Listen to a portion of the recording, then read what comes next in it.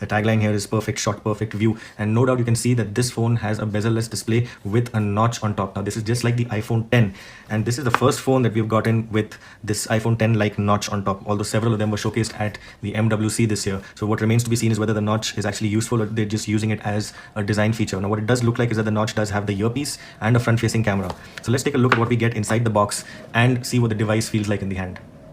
So this is a mid-range phone powered by the Qualcomm Snapdragon 626. It also has 4 gigs of RAM and 64 GB of storage. Now this is expandable. There is a dual SIM plus micro SD, and you can put in up to a 256 gigabyte micro SD card. Let's see what we have here first. As is the trend, we're getting a soft case. This is a clear soft case. Here's the SIM removal tool. Put that off to the side. Here's the phone itself. This is the gold color. You actually get black and champagne gold. This is the champagne gold edition. There will also be a sapphire blue coming in later. This is a very large adapter. It's 5 volts 2 amps, so that's a 10 watt adapter. Now this does not have a USB Type-C port, so it's a micro USB cable, and surprise, you also do get a 3.5 earphones. It looks like the older Apple style earphones. Now on to the device itself.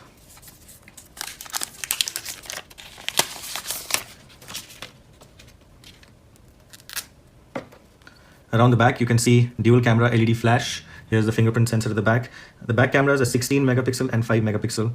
The 16 is the primary with an f2.0 aperture. The 5 megapixel camera is f2.4. Up front, there is a pre-installed screen protector, and you can see that there is a earpiece. Let me see if I can get you a closer view.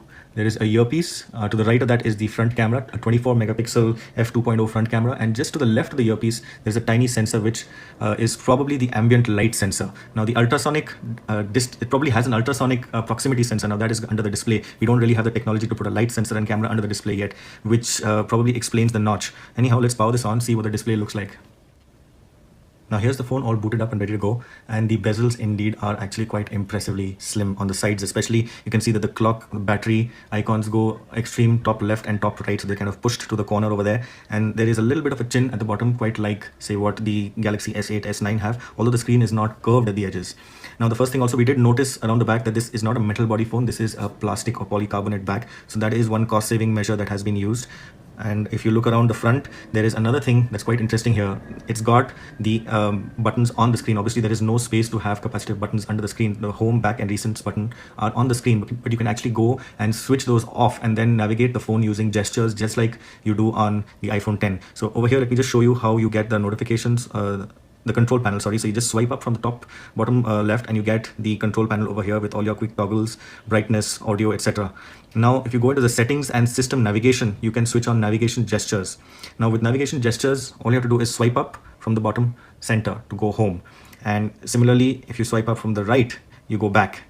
And then if you swipe up and hold, you will see the multitasking card. So if there are different apps open here, you will be able to let me just open a few apps and I'll show you what I mean.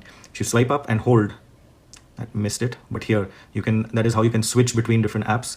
Swipe up once, go back home, swipe up and hold, switching. And you can also switch between apps if you just slide left or right on this bottom row over here. So that's interesting. What they've done is taken the iPhone 10 gestures and added their own touch, but to be honest, it really is, the design and the gestures are obviously inspired by the iPhone 10.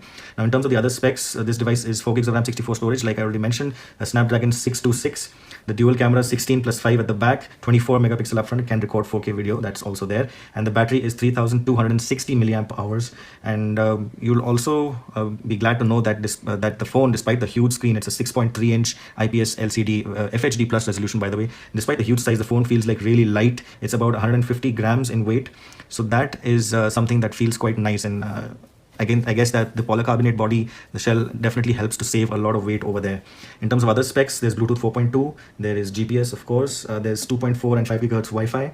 A couple of the things that are not there, there is quick charging is not supported on this model. So there will be regular fast charging with a 10 watt adapter, but there is no quick charge like a quick charge 3.0 by Qualcomm or anything like that. So that is something you'll have to contend with, and we will be checking this out for a full review. So do let us know if you have any questions, and what do you think of the notch design on top, whether that is actually quite useful or something that is just copied off the iPhone 10 for no other purpose than to maybe show off a little bit. So let us know what you think, and